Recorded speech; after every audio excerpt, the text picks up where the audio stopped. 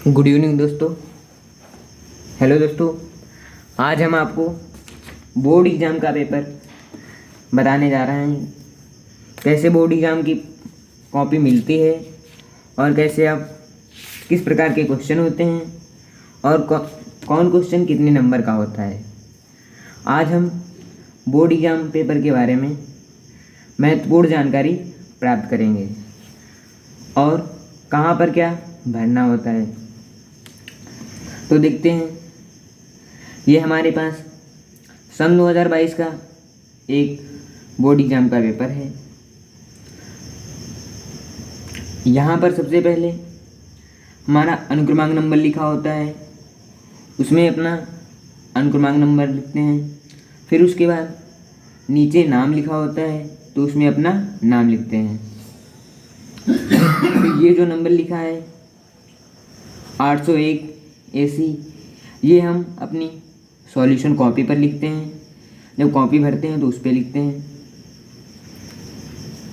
ये देखिए, ये सन 2022 का क्वेश्चन है और हिंदी का पेपर है। तो आप सबको पेपर सॉल्व करने के लिए 15 मिनट और 3 घंटा 15 मिनट का टाइम मिलता है। पेपर सॉल्व करने के लिए 3 घंटे 15 मिनट का समय मिलता है। 15 मिनट ये हमें क्वेश्चन पेपर पढ़ने के लिए होते हैं। फिर ये देखो, इसमें लिखा भी है नोट, प्रारंभ के लिए 15 मिनट परीक्षार्थियों को प्रश्न पत्र पढ़ने के लिए निर्धारित हैं। ओके, फिर अब हमारे क्वेश्चन शुरू हो जाते हैं। प्रश्न उत्तर संख्या 1 का निम्नलिखित कथनों में से कोई एक कथन सही है। मल्टीपल चॉइस को क्वेश्चन हमारे पास मल्टीपल चॉइस के क्वेश्चन हमें 3 दिए होंगे। इसमें उनको सही उत्तर चुन के सही पर निशान लगाना होगा। तो हम लिखा है, निम्नलिखित कथनों में से कोई एक कथन सही है, उसे पहचान कर लिखिए। तो आप इन चारों पॉइंट में से जो आपको उत्तर सही लगता है उस पर वो उत्तर अपने कॉपी में लिखेंगे। ओके, ये प्रश्न हमारा 1 नंबर का था। हम देखते हैं, दूसरा प्रश्न कह रहा है, त्याग पत्रिका के लेखक का नाम। त्यागपत्र के लेखक का नाम, त्यागपत्र के लेखक का नाम, ये खा क्वेश्चन है हमारा। पहले का खा, ये भी हमारा 1 नंबर का है। इसमें आपको जो सही लगता है उस पर आप टिक लगा देंगे और यही जो सही लगता है वो अपनी आंसर कॉपी में लिख देंगे। अब हमारा है 11 नंबर क्वेश्चन। लिखा है, निम्नलिखित रचनाओं में से किसी एक रचना के लेखक का नाम लिखिए। ये भी हमारा 1 नंबर का है। पूछ रहा है, निम्नलिखित रचनाओं में से किसी एक रचना के लेखक का नाम लिखिए। तो यहाँ पर हम किसी एक रचना के लेखक का नाम लिख सकते हैं। यहाँ पर हमें 4 वो रचनाएं दी गई हैं, हम इसमें किसी एक रचना के लेखक का नाम लिख देंगे तो हमें 1 नंबर उसमें मिल जाएगा। 3 नंबर हमारे, अगर आप ये तीनों क्वेश्चन सही करते हैं तो 3 नंबर हमारे यहाँ से मिल जाएंगे। ओके, फिर उसके बाद हमारा घा क्वेश्चन पूछा जाता है। प्रश्न उत्तर संख्या का 1 का घा पूछा जाता है, किसी एक रेखाचित्र विधा के लेखक का नाम लिखिए।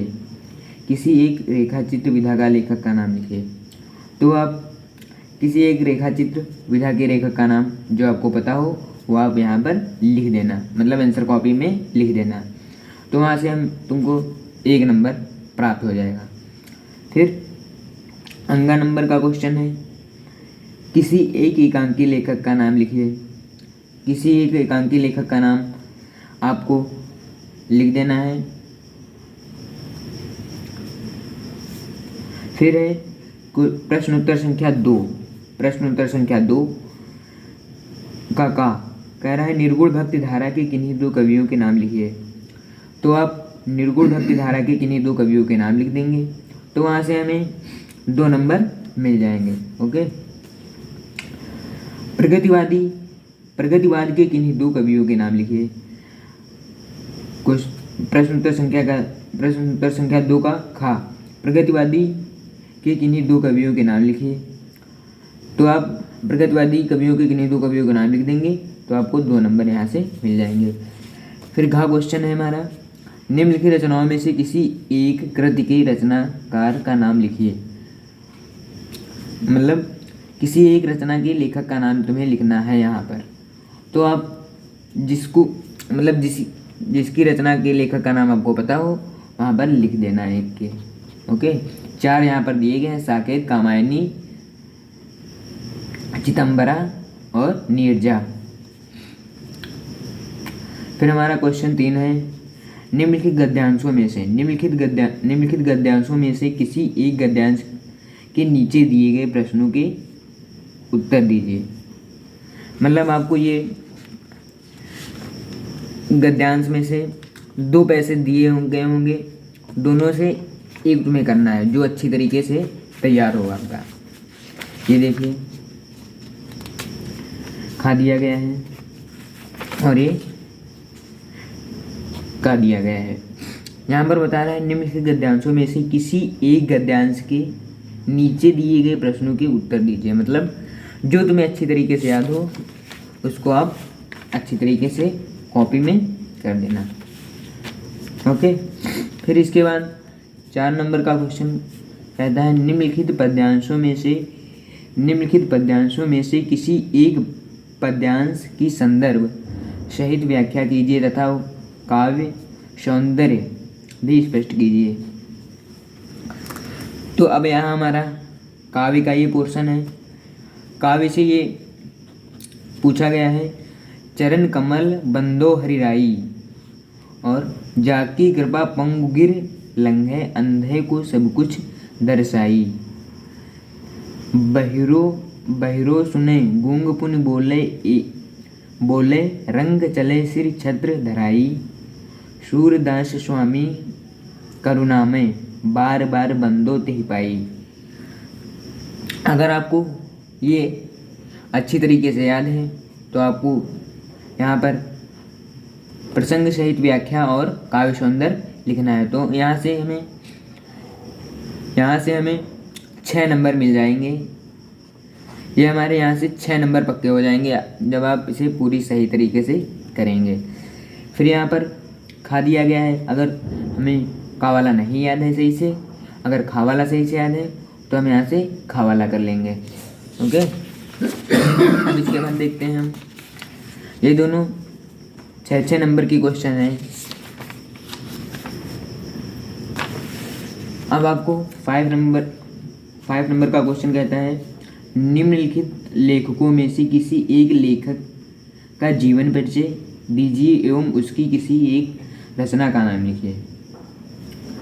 आपको जीवन परिचय यहाँ से किसी 3 जीवन परिचय दिए गए होंगे, आपको जो सही से याद हो कर देना। ओके, ये हमारा 3 नंबर का जीवन परिचय पूछा जाता है। जीवन परिचय बहुत अच्छी तरीके से लिखना। और खा वाला देखते हैं, 5 का खा वाला कह रहा है, निम्नलिखित कवियों में से किसी एक कवि जीवन परिचय दीजिए तथा उसकी किसी एक रचना का नाम लिखिए। ये हमारे गद्य के जीवन परिचय हैं और ये हमारा काव्य के जीवन परिचय हैं। आप 3 गद्य के जीवन परिचय तैयार कर लेना, उसमें से कोई ना कोई आ जाएगा। और काव्य में 3 जीवन परिचय तैयार कर लेना, उसमें से कोई ना कोई आ जाएगा। ठीक, 3 जीवन परिचय गद्य काव्य के तैयार करने हैं आपको, जो सही से याद हो वो लिख देना। फिर उसके बाद संस्कृत पोर्शन आता है हमारा। संस्कृत पोर्शन 6 प्रश्न पर आता है, निम्नलिखित संस्कृत गद्यांश का सौंदर्य सहित हिंदी में अनुवाद कीजिए। इसको हिंदी में अनुवाद करना है, संदर्भ भी लिखना है इसका और हिंदी में अनुवाद करना है। फिर उसके बाद अथवा लगाइए। देखिए अथवा, अगर ये आपको नहीं आता है तो आपको ये इसका संदर्भ और अर्थ अनुवाद करना है। ये तो बहुत इजी है। सर्वे भवन्तु सुखिनः सर्वे सन्तु निरामया, सर्वे भवन्तु सुखिनः सर्वे सन्तु निरामया, सर्वे भद्राणि पश्यन्तु माँ कश्चित दुग्धात् भवेत्। इसको आपको संदर्भ लिखना है और अनुवाद ये आप कर सकते हैं। और अपनी पाठ्य पुस्तक में से कंठस्थ कोई एक श्लोक लिखिए जो कथन इस प्रश्न पत्र में ना आया हो। मतलब आपको एक श्लोक याद करना है, वो श्लोक अपनी कॉपी में लिखना है जो प्रश्न पत्र में ना दिया गया हो, वो श्लोक तुम्हें लिखना है अपनी कॉपी में। फिर उसके बाद ये श्लोक हमारा 2 नंबर का होगा। फिर 7 का क्वेश्चन है, निम्नलिखित प्रश्नों में से किन्हीं 2 प्रश्नों के उत्तर संस्कृत में लिखिए। मतलब निम्नलिखित प्रश्नों में से किन्हीं 2 प्रश्नों के उत्तर, हमें यहाँ पर 4 प्रश्न दिए गए होंगे, हमें 2 प्रश्नों के उत्तर देना है, तो हमारा यहाँ से 2 नंबर मिल जाएंगे। मतलब 1 नंबर का एक क्वेश्चन है। ओके, फिर उसके बाद 8 नंबर का क्वेश्चन कह रहा है, यह हमारा व्याकरण पोर्शन है। हास्य रस अथवा करुण रस की परिभाषा उदाहरण सहित लिखिए। जब आप परिभाषा और उदाहरण लिखेंगे तो हमें 2 नंबर मिलेंगे। अगर आप केवल परिभाषा लिखते हैं तो हमारा 1 नंबर मिलेगा और 1 नंबर कट जाएगा। फिर 8 का खा वाला कहता है, उपमा अलंकार अथवा उत्प्रेक्षा अलंकार की परिभाषा एवं उसका उदाहरण लिखिए। यहाँ पर भी आपको 2 नंबर मिलेंगे। फिर कहता है क्वेश्चन 8 की गा में कहता है, दोहा छंद अथवा रोला छंद का लक्षण एवं उदाहरण दीजिए। मतलब आपको दोहा छंद अथवा रोला का लक्षण एवं उदाहरण देना है। यह हमारा 2 नंबर का है। आपको यहाँ से 6 नंबर पूरे पक्के हो जाएंगे अगर ये आपको तैयार है।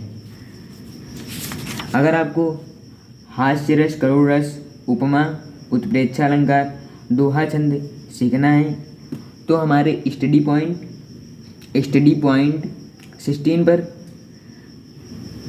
देख सकते हैं बिल्कुल सरल तरीके से। हमारा प्रश्न उत्तर संख्या 9 है। प्रश्न उत्तर संख्या 9 कह रहा है, निम्नलिखित उपसर्गों में से किन्हीं तीन के मेल से एक एक शब्द बनाइए। मतलब निम्नलिखित हमें उपसर्ग दिए गए होंगे, उनमें से किन्हीं 3 के मेल से एक एक शब्द बनाना है। 3 के मेल, तो हमें यहाँ पर 3 नंबर, यहाँ अगर आप 3 करते हैं तो हमें 3 नंबर यहाँ से मिल जाएंगे।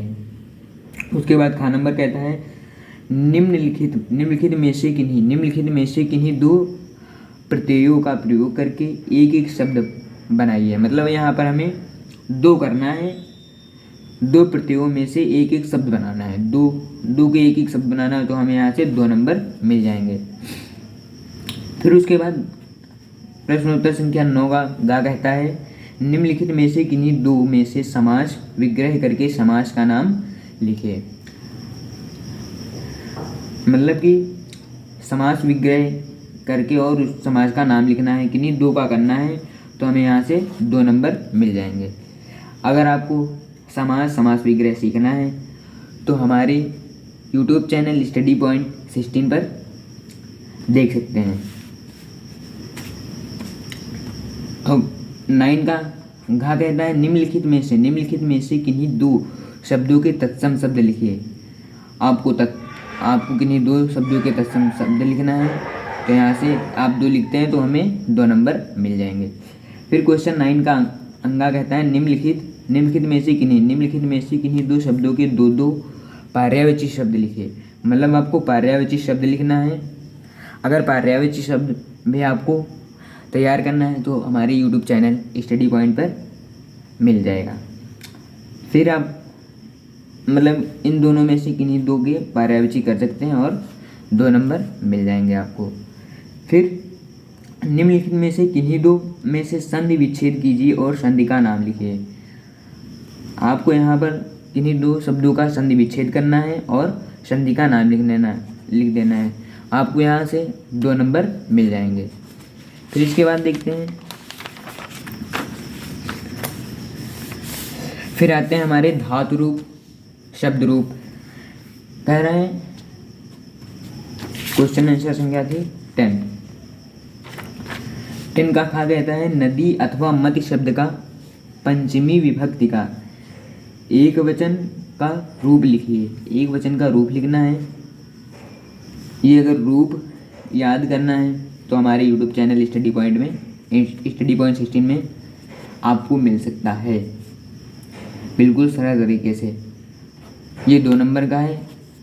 फिर इसके बाद क्वेश्चन आंसर घा कहता है निम्नलिखित में से किसी एक धातु लकार वचन तथा पुरुष का उल्लेख कीजिए। मतलब किसी एक का तुम्हें पुरुष उल्लेख करना है तो यहाँ से हमें 2 नंबर मिल जाएंगे। फिर उसके बाद घा क्वेश्चन नंबर कहता है निम्नलिखित में से किन्हीं 2 वाक्यों का संस्कृत में अनुवाद कीजिए। मतलब आपको किन्हीं 2 वाक्यों का संस्कृत में अनुवाद करना है। इसमें से वैसे तो चारों बहुत सरल हैं, आपको किन्हीं 2 का करना है तो यहाँ से हमें 2 नंबर मिल जाएंगे। फिर उसके बाद कह रहा है क्वेश्चन आंसर 11 कह रहा है निम्नलिखित में से किसी एक विषय पर निबंध लिखना है। मतलब निबंध लिखना है, तुम किसी एक विषय पर निबंध लिखना है।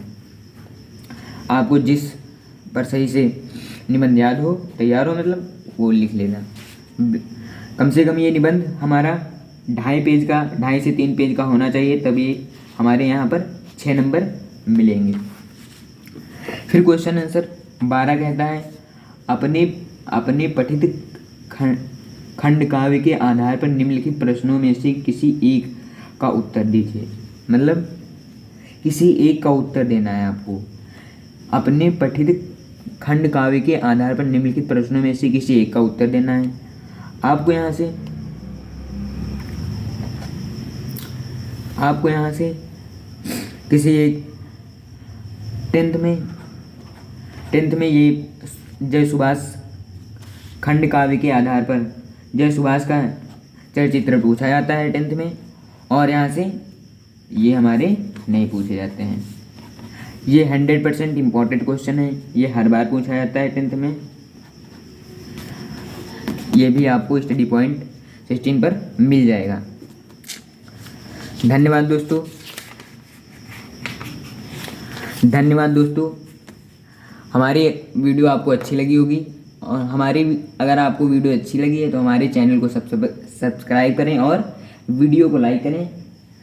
अगर आप ऐसे ही और पेपर चाहते हैं बोर्ड एग्जाम के तो हमारे चैनल पर बने रहिए। धन्यवाद दोस्तों।